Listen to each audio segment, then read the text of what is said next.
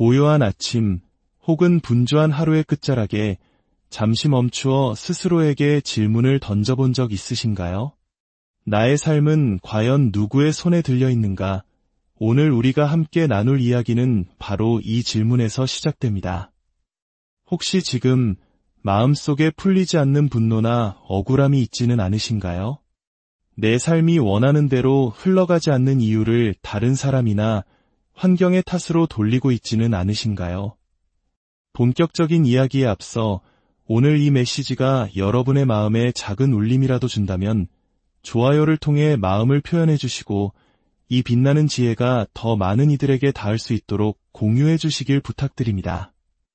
여러분의 영적인 여정에 저희 채널이 늘 함께할 수 있도록 구독을 통해 동행이 되어 주신다면 그 발걸음마다 하나님의 크신 은혜와 평강이 가득하기를 기도하겠습니다.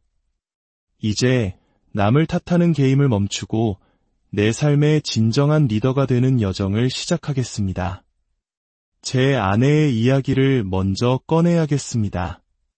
몇 해 전 아내는 의사로부터 다발성 경화증이라는 진단을 받았습니다. 신경계에 영향을 미치는 쉽지 않은 병입니다. 의사는 극심한 날씨 변화가 아내의 건강에 매우 해로울 수 있다고 경고했습니다. 혹독한 추위나 견디기 힘든 더위 모두 피해야만 했습니다. 그 말을 듣는 순간 제 머릿속은 복잡해지지 않았습니다. 답은 하나였습니다. 우리는 이사를 가야 했습니다. 그곳이 캘리포니아든 지구 반대편이든 상관없었습니다.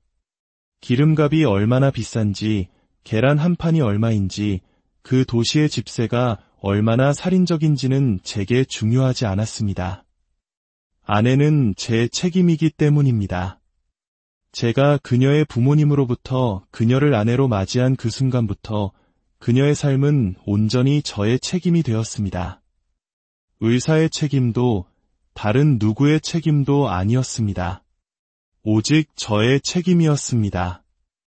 그래서 우리는 1년 중 많은 시간을 미국에서 가장 날씨가 좋다는 샌디에고에서 보냅니다. 누군가는 묻습니다. 그 엄청난 비용을 감당하면서까지 그렇게 할 필요가 있냐고. 제 대답은 늘 같습니다. 물론입니다. 저는 제 앞에 놓인 도전을 보았고 그 책임을 다른 남자에게, 다른 여자에게, 그 누구에게도 떠넘기지 않았습니다. 지금 이 순간에도 제 삶에는 여러 도전들이 있습니다. 하지만 저는 그 모든 것의 책임을 온전히 제가 짊어지고 있습니다. 사랑하는 여러분, 오늘부터 여러분의 삶에서도 이와 같은 변화가 시작되기를 간절히 바랍니다. 오늘부터 남을 탓하는 게임을 멈추십시오. 오늘부터 당신의 아내와 남편, 그리고 자녀들의 삶을 다른 사람의 손에 맡기지 마십시오. 당신 앞에 놓인 도전을 다른 사람의 몫으로 여기지 마십시오. 성경은 말합니다. 내게 능력 주시는 자 안에서 내가 모든 것을 할 수 있느니라. 하나님과 함께라면 우리는 모든 것을 할 수 있습니다. 그리스도께서 우리에게 힘을 주시기 때문입니다. 이것이 바로 리더십의 본질입니다. 지금 이 순간 당신의 삶이 비참하고 분노로 가득 차 있다면 그 이유를 솔직하게 말씀드리겠습니다. 그것은 당신이 리더임에도 불구하고 리더의 역할을 하지 않고 있기 때문입니다. 그게 전부입니다. 그래서 당신은 다른 사람을 탓하고 스스로를 연민하며 동정 파티를 열고 주변 사람들을 헐뜯으며 그들이 모든 문제의 원인이라고 손가락질하는 것입니다. 저는 제 아내의 병을 다른 누구의 탓으로도 돌리지 않습니다. 제 아이들의 인생을 다른 사람의 손에 맡기지 않습니다. 물론 저에게는 함께 일하는 훌륭한 동료들이 있습니다.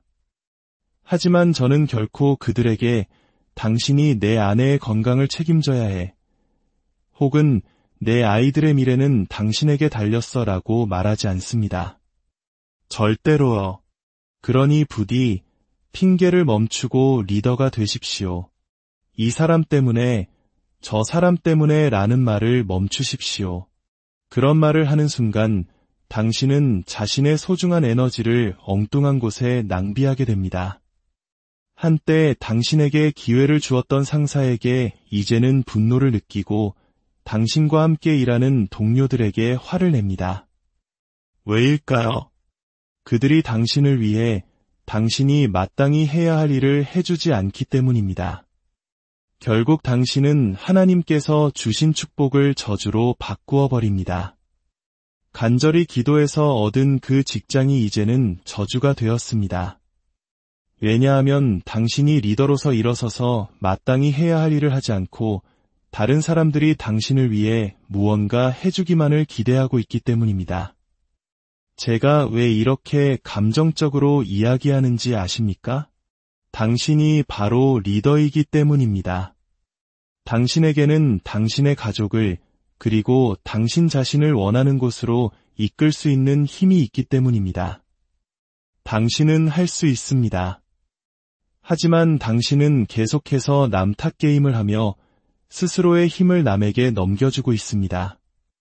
이제 행동할 시간입니다. 3가지 질문을 스스로에게 던져보십시오. 첫째, 당신은 당신 운명의 운전자이지 승객이 아닙니다. 이 말을 잠시 맘속에 새겨보십시오. 당신은 인생이라는 우버, 택시 뒷자리에 앉아 모든 것을 운전기사에게 맡겨버린 승객처럼 행동하고 있습니다. 인생은 그렇게 작동하지 않습니다. 그러니 첫 번째 질문은 이것입니다. 나는 내 삶의 어떤 부분에서 남을 탓하고 있는가? 부모님 탓인가요? 직장 상사나 부하 직원의 탓인가요? 아니면 내가 속한 팀의 탓인가요? 그리고 더 중요한 질문은 이겁니다.